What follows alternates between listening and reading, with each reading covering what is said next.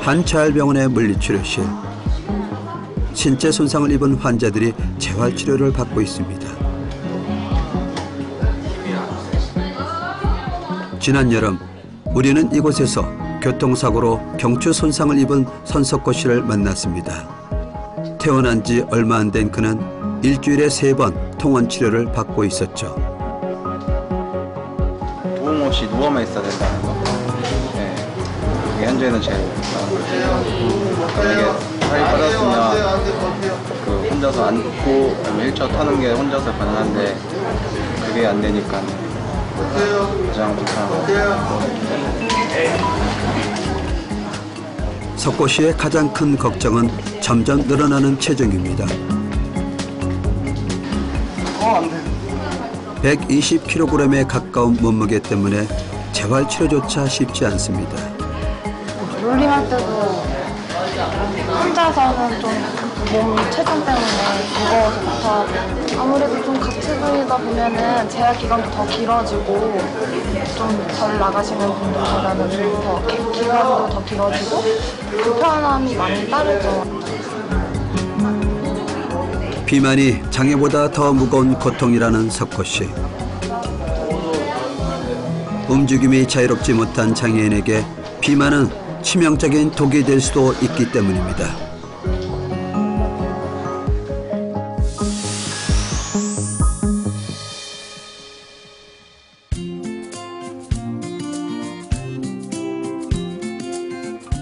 비만은 건강을 해치는 주된 원인이기 때문에 우리 모두에게 큰 걱정거리입니다. 저 역시 목발을 짚고 생활하면서 적정 체중을 유지하기 위해 부단한 노력을 하고 있지만 그리 쉽지만은 않습니다. 우리나라의 장애인 등록수가요, 벌써 250만 명을 넘고 있습니다. 그것은 인구 100명당 5명이 장애를 갖고 있다는 얘기입니다. 그런데요, 우리가 우려하는 건 이 장애인들의 약 40%가 비만을 갖고 있다는 겁니다. 왜 이토록 장애인의 비만은 높을까요? 비만은요, 과연 장애인들의 삶에 어떤 영향을 미칠까요? 애석하게도 그동안 우리 사회는 장애인들의 비만과 건강 문제에 관심을 두지 않았기에 이제부터 그 이야기를 해볼까 합니다.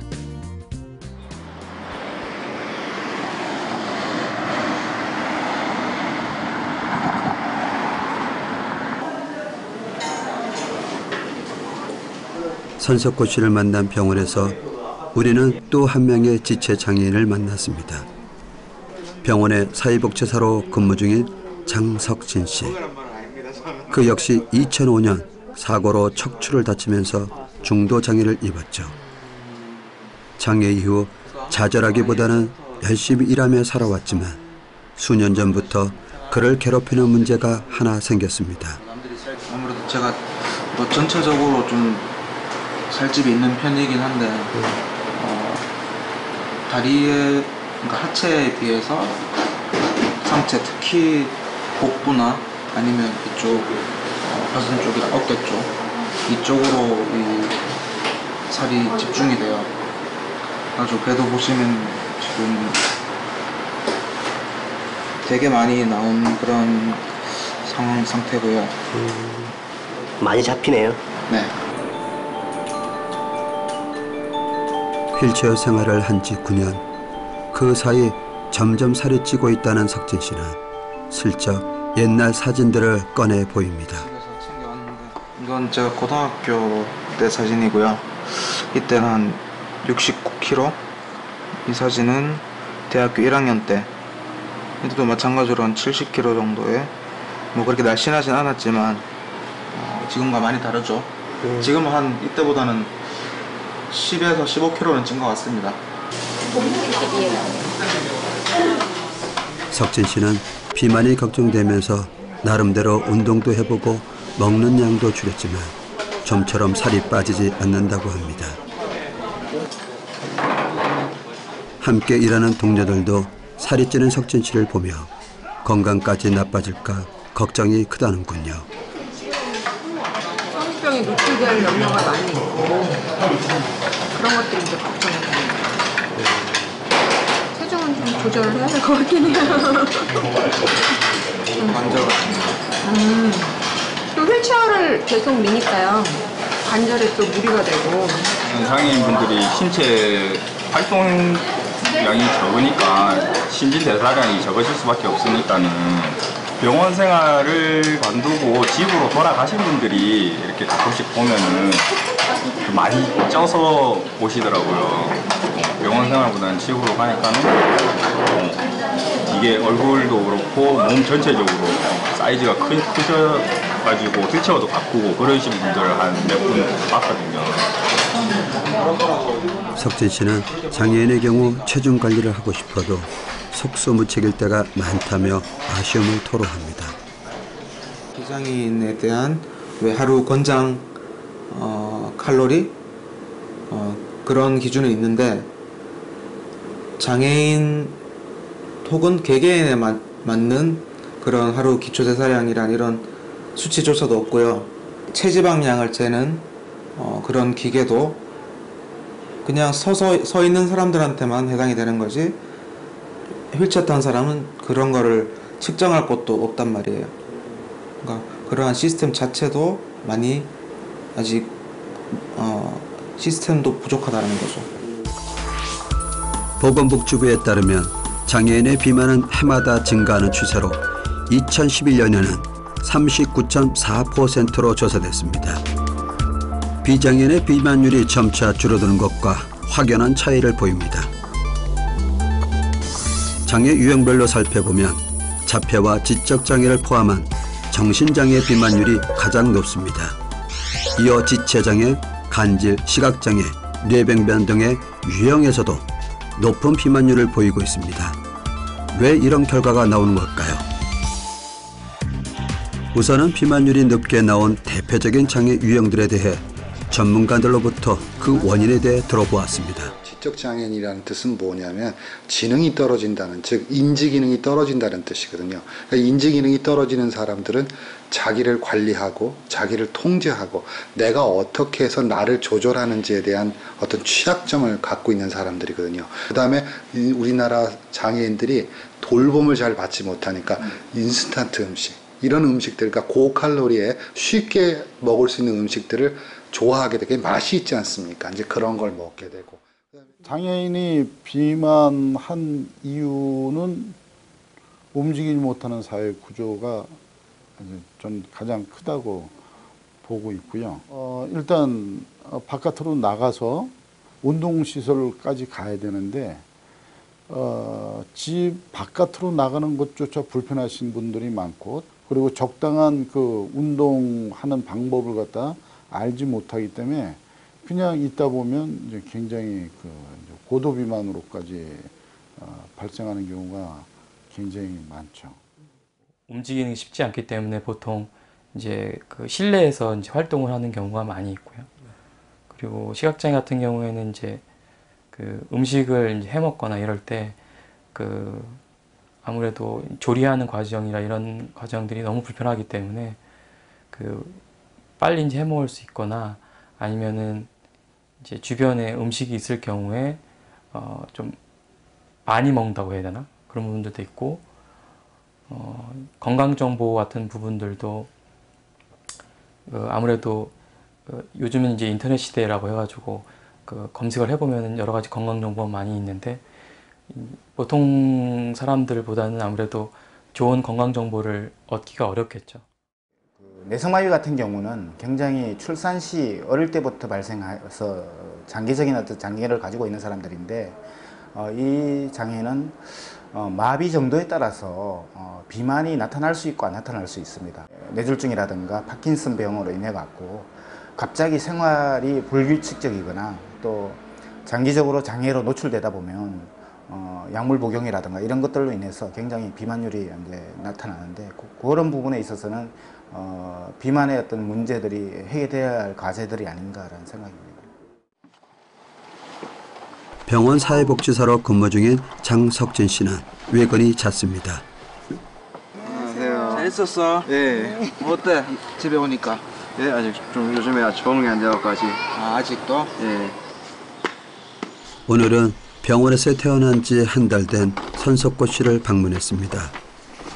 업무이기도 하지만 비만 때문에 힘겨워하는 석호 씨에게 유독 마음이 쓰인다 합니다. 여기서 해가지고 휠체어를 뒤로 와가지고 이렇게 해서 누나랑 같이 해야지. 혼자는 못하고. 베란다를 또 이렇게 샤워장으로. 엄마 나는 내가 먼저 뒤로 들어가자.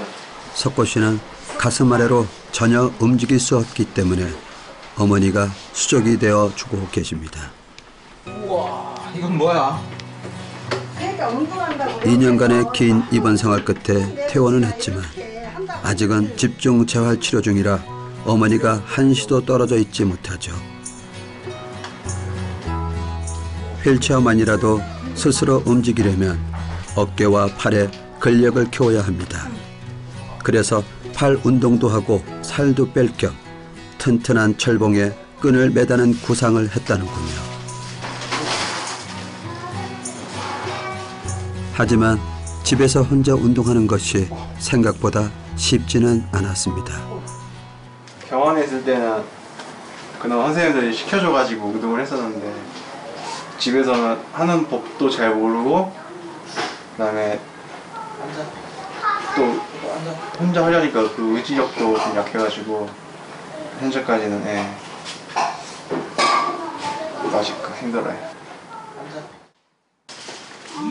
어머니가 가장 신경 쓰는 건 역시 식단입니다. 운동량이 많지 않으니 칼로리 섭취라도 줄여야겠다 싶어 밥은 하루 한 끼만 먹죠. 되도록이면 탄수화물을 좀 안 먹이려고는 하는데 하루에 한 끼는 먹어요. 탄수화물. 그럼 계란 먹고 그다음 저녁에는 주로 이 샐러드 먹는데 근데도 안 빠져요. 석고 씨나 석진 씨처럼 휠체어 생활하는 장애인이 비만해지면 본인도 힘들지만 가족들 역시 몇 배나 더 힘들어집니다. 체중이 무겁다 보니까는 경사로는 밑으로 쭉 내려가니까 내가 거기를 막 딸려가서 한번 넘어져가지고 그래서 이제 밖에 그런 나가고 한다는 게 조금 겁나더라고요. 이 비만인 사람만 이렇게 모아놓고 프로그램을 짜가지고서는 전적으로 그런 저기들만 이렇게 하는 운동 시키고 하는 그런 프로그램이 있었으면 좋겠어요. 사실 거구의 아들을 매일 들어 옮기는 것만으로도 어머니에겐 벅찬 일입니다. 그럼에도 해줄 수 있는 게 스트레칭이 곧짝이라며 건강까지 잃을까봐 근심이 크시죠. 이럴 때가 제일 시원하지? 우리가 장애인의 비만에 관심을 가져야 하는 이유도 바로 여기에 있습니다.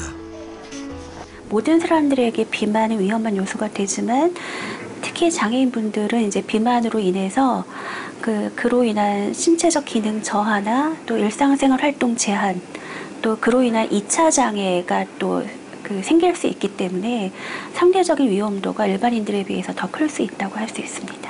일단 저희는 이게 늘 앉아 있잖아요. 그러니까 비만이 생긴다는 거는 체중이 늘어난다는 얘기죠. 체중이 늘어난다는 얘기는 하중이 걸린다는 얘기고, 그러면 엉덩이 같은 데 이제 욕창이 많이 생긴다는 얘기고, 또 몸이 무거우니까 움직이는 데 좀 불편함을 느끼게 될 것이고, 또 그 척수장애인들은 의료적으로 당뇨가 생겨요. 거기에 만약에 비만이 겹치게 되면 더 악화되는 거죠.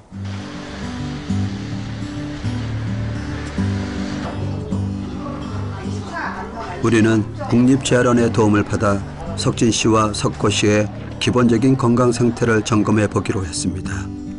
먼저 두 사람의 비만 정도를 알기 위해 체중부터 확인합니다. 그런데 정확한 비만 정도를 알려면 체성분 측정 장비가 있어야 하는데 아직은 신체 장애인을 위한 그런 장비가 없다고 합니다. 단지 휠체어를 탄 채로 무게를 측정한 후 거기서 다시 휠체어의 무게를 빼서 체중을 계산하는 정도가 전부입니다. 이마저도 재활병원 몇 군데에만 있을 뿐이라는군요. 장애인을 위한 의료 시스템이 무척이나 아쉽다는 생각을 하며 현재 할 수 있는 기본적인 모든 검사를 받았습니다. 결과가 어떻게 나왔을까요? 우선 비만 정도부터 확인해 봤습니다. 우리 이제 장석진 님과 같은 경우에는 허리둘레가 90cm, 체질량 지수 30.9로 고도 비만에 속합니다. 그 선석호 님과 같은 경우에는 이제 허리둘레가 무려 111cm, 체질량 지수 35.5로 고도 비만 중에서도 심한 정도에 속합니다. 그 총 콜레스테롤 수치와 같은 경우는 250. 두 사람은 고도 비만이라는 판정 외에도 혈압과 중성지방, 콜레스테롤 수치가 높고 소변에서 단백뇨가 검출되는 등 건강상 각별한 주의가 요구되는 검사 결과가 나왔습니다. 두 환자 모두 비만에 따른 대사증후군 및 이상 지혈증이 동반되어 있는 상태입니다. 두 분 모두 체중 감량이 필요한 상태고 대사증후군이 오래되면은 협심증, 심근경색, 심혈관 질환 및 뇌졸중, 그리고 고혈압, 당뇨와 같은 만성 질환을 일으킬 수 있기 때문에 적극적인 치료가 필요합니다. 2011년 장애인 실태 조사에 따르면 3개월 이상 만성 질환이 계속된다고 응답한 장애인이 무려 70%에 달합니다.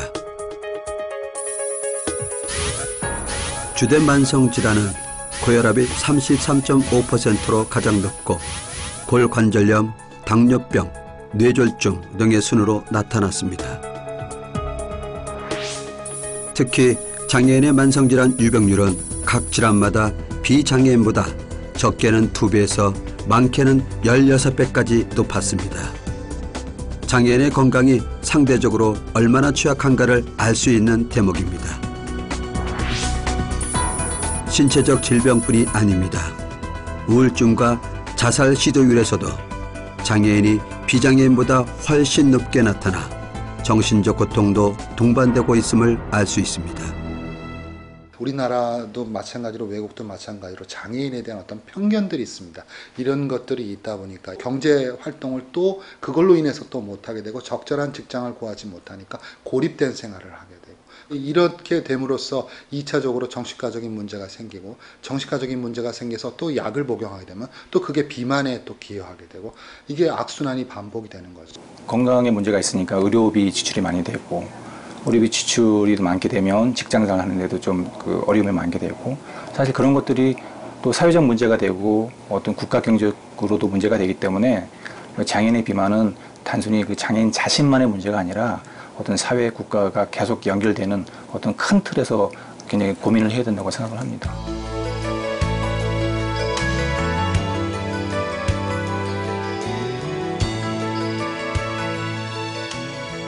지난 세월 동안 장애인 복지는 상당 부분 개선되고 발전되어 왔습니다. 장애인들의 사회 참여도 점차 늘어나고 있고요. 하지만 말입니다. 누구나 누려야 될 건강권이 확보되지 않는다면 진정한 복지사회라고 말할 수 있을까요? 장애인이 우리 사회 구성원으로서 함께 살아가는 것이 당연하다면 건강권도 함께 누려야 될 권리가 있다고 생각이 듭니다.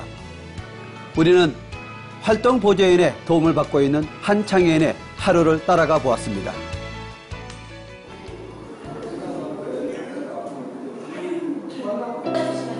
뇌병변 장애인 인권협회에서 주최하는 한 교육장소에서 뇌병변 장애인 배덕민 씨를 만났습니다.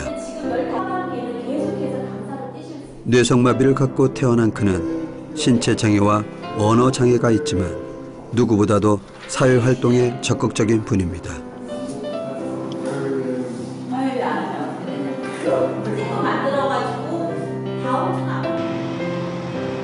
덕민 씨와 같은 장애인의 사회 참여는 활동 보조인이 있어서 가능해진 일입니다.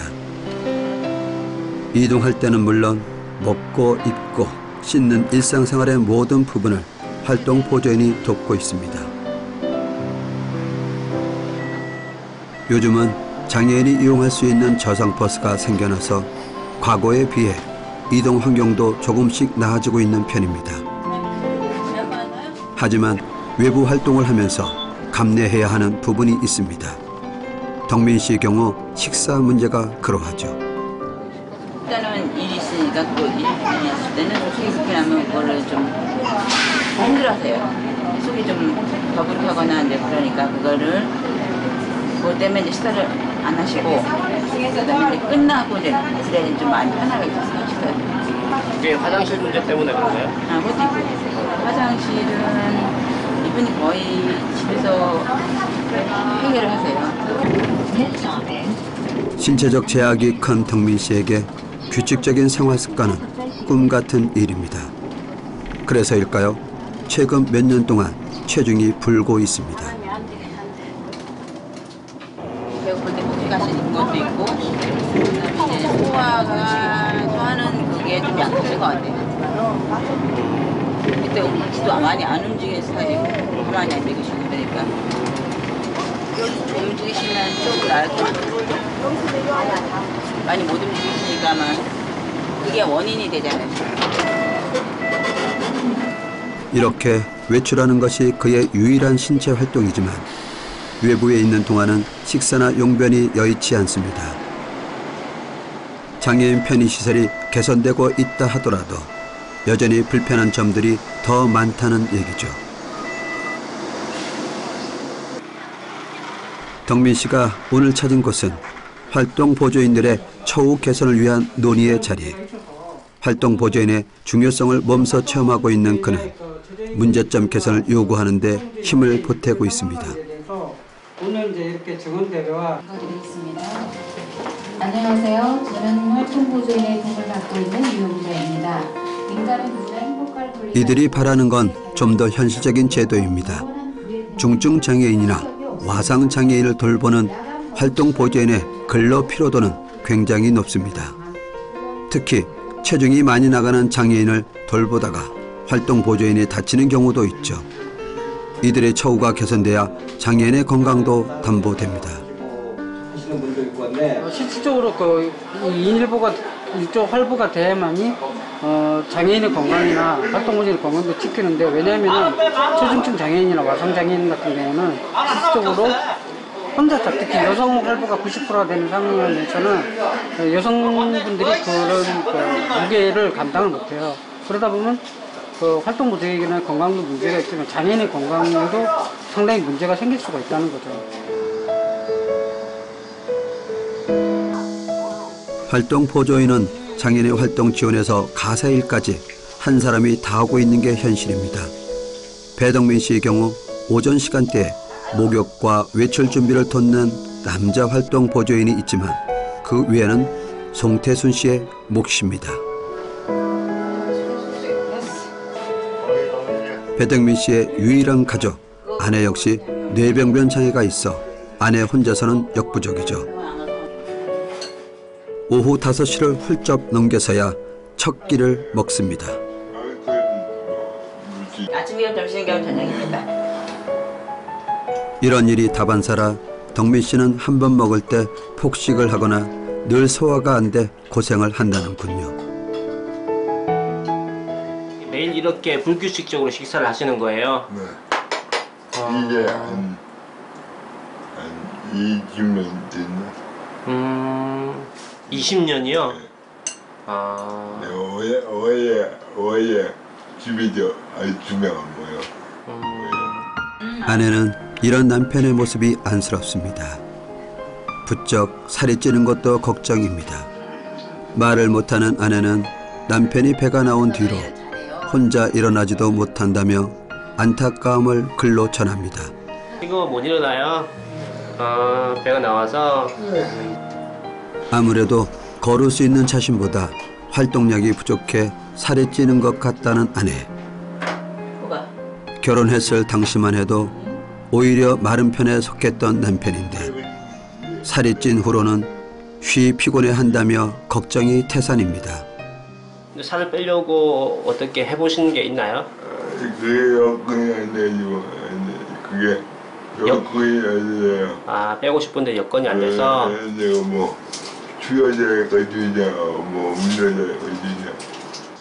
덕민 씨도 자신의 건강이 걱정되지만 현실이 따라주지 않아 포기하게 됩니다.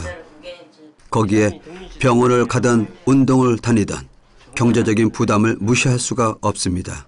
가장 중요한 거는 뇌병변 장애인 같은 경우는 이제 전생에 주기별로 나타나는 재활이라든가 치료 지원이 지속적으로 이루어져야 되는데 정부에서는 지금 18세 이하에 한정을 하고 있고요.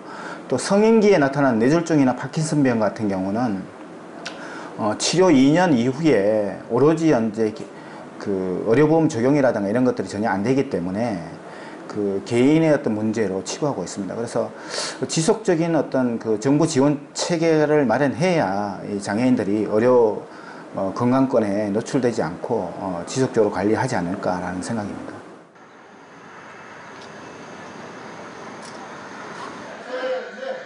우리는 취재 중 장애인의 비만 관리를 해오고 있다는 지방의 한 복지관을 알게 됐습니다.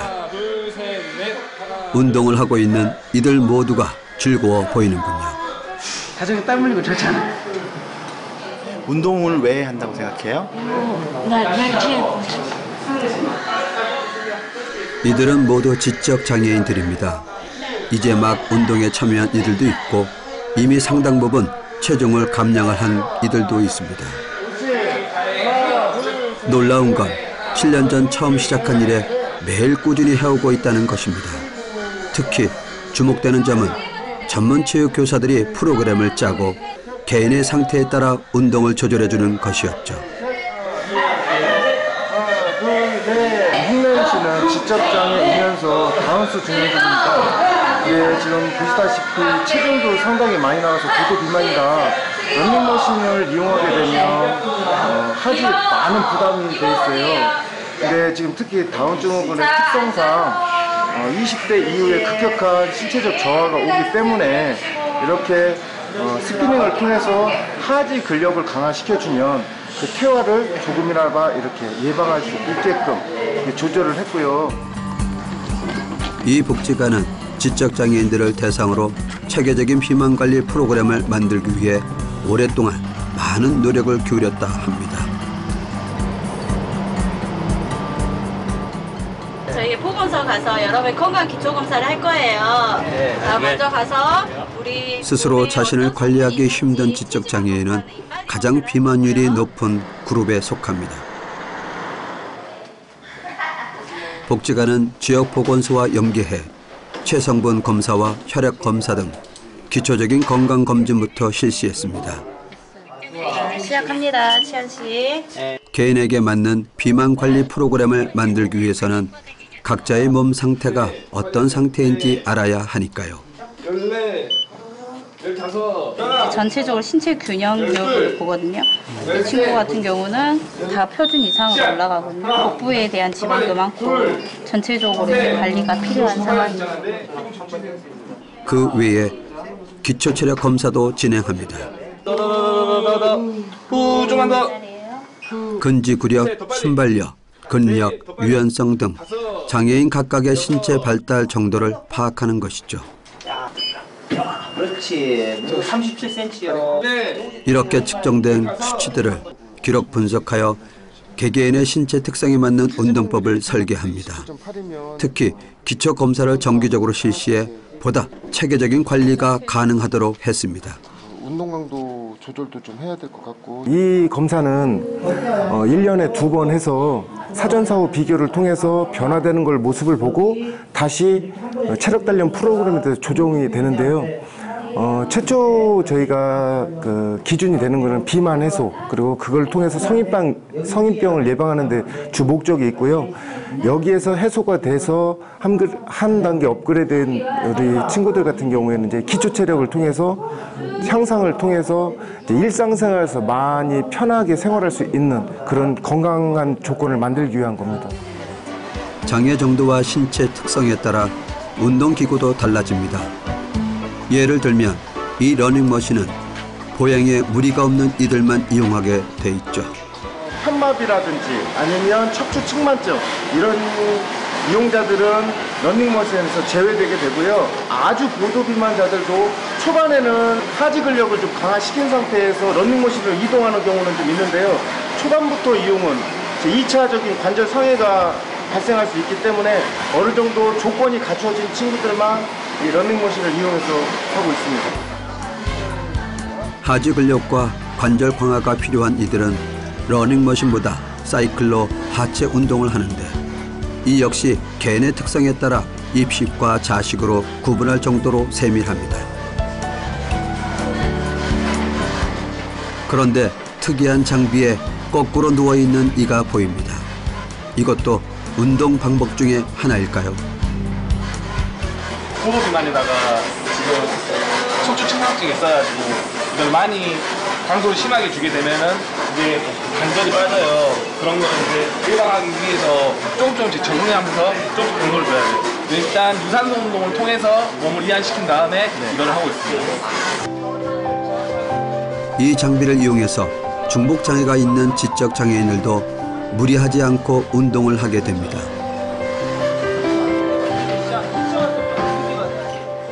이곳에서 운동을 지도하는 3명의 체육 교사들은 목표 심박수, 운동 강도, 운동의 종류 등을 매일 기록하며 관찰합니다. 그리고 장애인의 체중과 체력이 변화되는 것에 따라 운동을 조절해주는 것이죠. 평균 저희가 계속 이 일을 하고 있고 이제 특성이랑 다 알고 있으니까 그러니까 현재 몸 상태도 잘 파악하고 있으니까 그닥 어렵진 않은 것 같아요. 그냥 친구들도 워낙에 좋게 잘 따라오니까 운동 물어보면 다 좋다고 하잖아요. 네, 그러니까 운동을 싫어하는 친구들이 없어가지고 그냥 즐겁게 하니까 그런 거에 대해서는 좀 어려운 점은 없는 것 같아요. 체계적인 관리와 운동 처방 덕분에 스스로 운동할 능력이 없었던 지적장애인들. 무엇보다 모두가 운동을 즐기고 있다는 것이 놀라운 점이죠. 운동. 그러니까요. 운동이 몇 시간 동안 하다 보면 훨씬 더 나아지고 체력이 빨리 운동하다 보면 살이 많이 빠지고. 이 복지관의 노력은 장애인들의 부모님들께도 큰 힘이 되어 주었습니다. 집에서 할 수 없는 것들을 대신해 줄 뿐만 아니라 이들도 스스로 건강관리가 가능하다는 믿음을 주었으니까요. 애들이 같이 이렇게 하고 있는 게 참 즐겁고 앞으로도 이런 운동을 계속 시켜서 그렇다. 그리고 지금 전에도 한번 그런 적이 있었거든요. 아야, 네 복지관 나 이렇게 운동하지는 못 받고 복지관 갔다 오면 니하고 나하고 저녁에 한 받고 그 산책 좀 내에서 운동을 나가자 말은 그랬거든요. 그거 안 들라 그래서 이제 아까 방금 여기서 얘기하니까 자기가 그렇게 하겠다는 의사를 이제 표시했으니까 오늘부터라도 저녁부터라도 한번 시도를 해보려고 합니다. 아, 건강하구나. 그걸 많이 느끼죠. 성격도 좀 많이 달라졌죠. 제가 없을 때 살아가는 그 저기 좀 해줬으면 좋겠어요. 좀 살아가게끔 장애인들이 그냥 모든 사람들하고 어울려서 살아갈 수 있는 그런 환경이 좀 있었으면.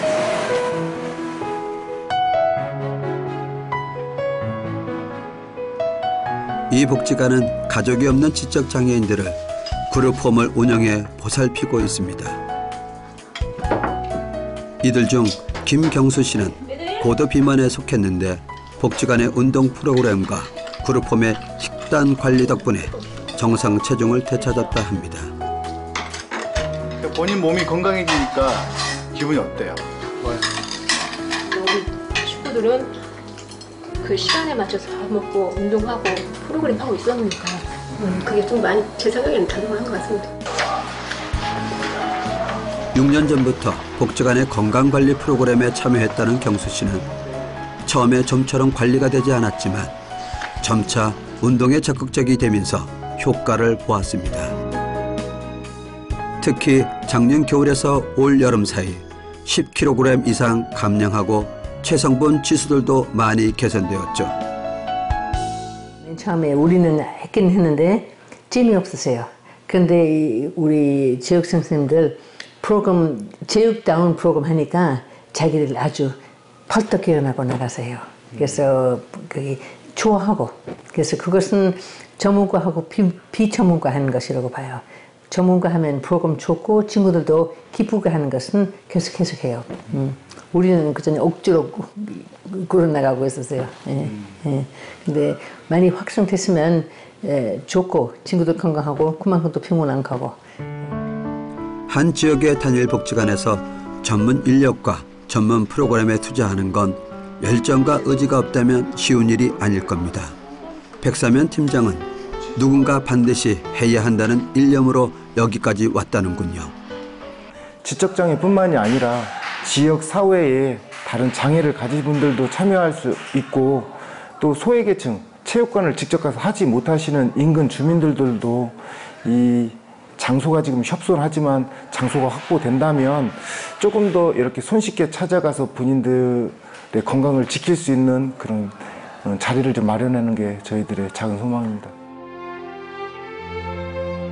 건강관리 프로그램의 효과는 기대 이상이었습니다. 운동에 운자도 몰랐던 지적장애인들이 운동에 흥미를 느끼면서 다양한 운동을 찾아 사회로 나가기 시작했으니까요.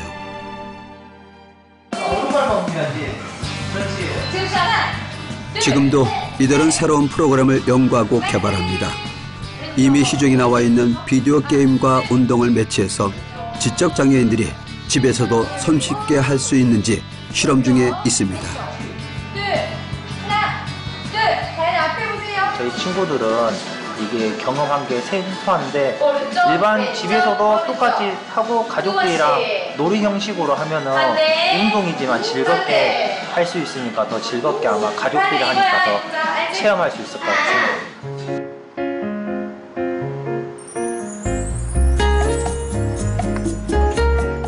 취재를 하면서 우리는 기본적인 사실 하나를 깨달았습니다. 운동의 중요성이죠. 우리는 파크 골프 경기장에서 만난 장애인들의 밝은 표정을 잊을 수가 없습니다.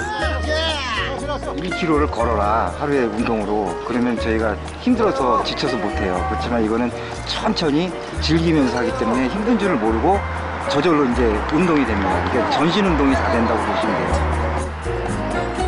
파크 골프는 공과 채가 조금 다를 뿐 경기 방식은 일반 골프와 다르지 않습니다.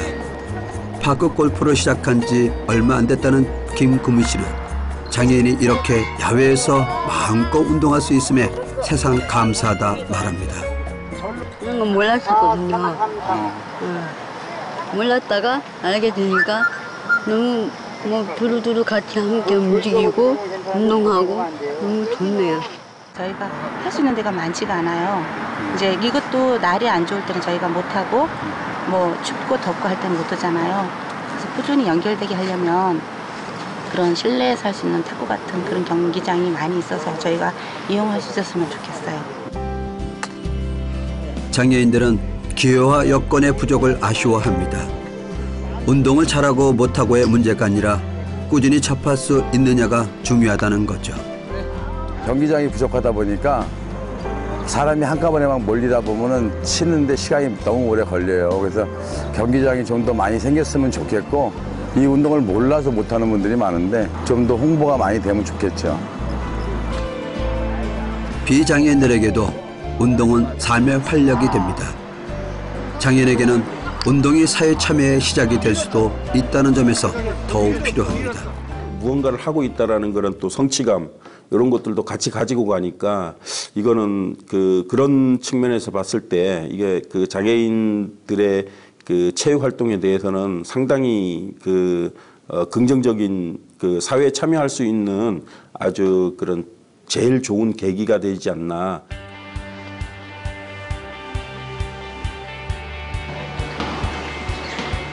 재활병원에서 처음 만났던 선석호 씨를 다시 만난 건 한 체육관에서였습니다. 그도 한 달 전부터 휠체어 럭비를 시작했습니다. 지금은 본격적인 경기에 앞서 강당을 돌며 몸을 풀고 있습니다. 선수 화이팅! 지금 좀 지치죠? 어디가 제일 힘들어요? 이거 그냥 숨차요.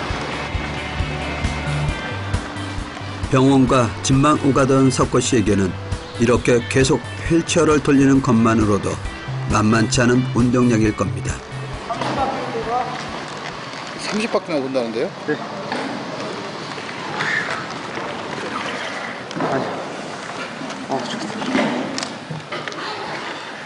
숨이 턱까지 차오르지만 그래도 포기할 수 없다는 석호 씨입니다. 휠체어 럭비를 하다 보면 휠 조작이라든지 계속 이제 심폐지구력, 근력 등이 많이 향상돼서 이제 체지방도 많이 감소되고 이제 이제 체중이 많으신 분들은 이제 살도 뺄 수가 있고, 그리고 근력이 약하신 분들은 근력이 이제 강화돼서 많이 건강해질 수 있는 운동입니다. 휠체어 럭비는 전용 휠체어를 타고 4대4로 팀을 나눠 펼치는 경기입니다. 공격과 수비를 펼치다 보면 휠체어끼리 부딪히기니까 다소 과격해 보이기도 하는데요. 보호장치를 다 해서 보기보다 안전하다는군요. 들어와야 돼. 조금 더 들어와야 될 거야. 이 공간을 그때 열어야 돼. 석고 씨는 아직 스피드가 나지 않아서 공격보다는 최전방 수비 위주로 연습을 합니다. 그래도 선배들이 잘 이끌어줘서 실력이 빠르게 향상 중입니다.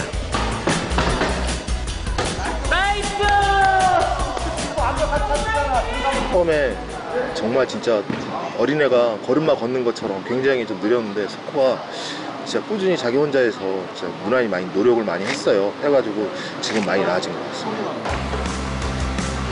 그런데 석고 씨가 입고 있는 운동복에 다른 사람 이름이 쓰여 있습니다.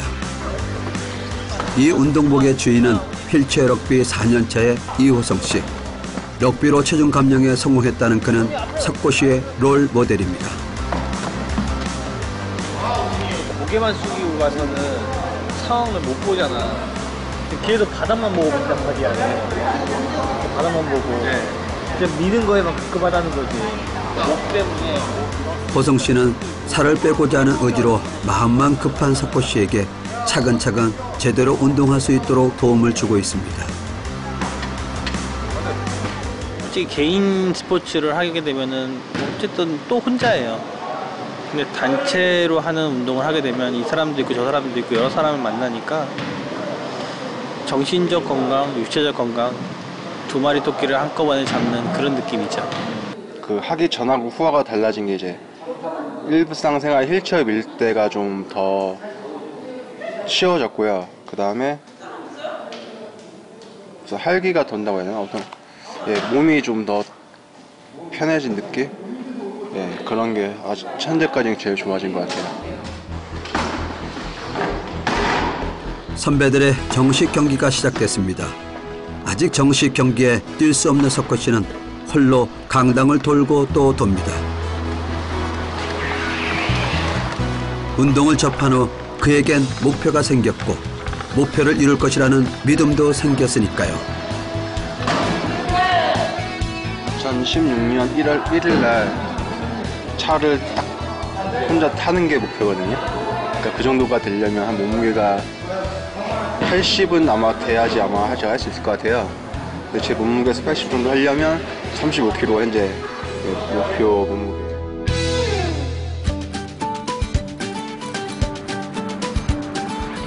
신체적, 정신적 장애로 인해 활동에 제약이 있다는 것만으로도 장애인들의 건강은 매우 취약한 상태에 놓여 있습니다.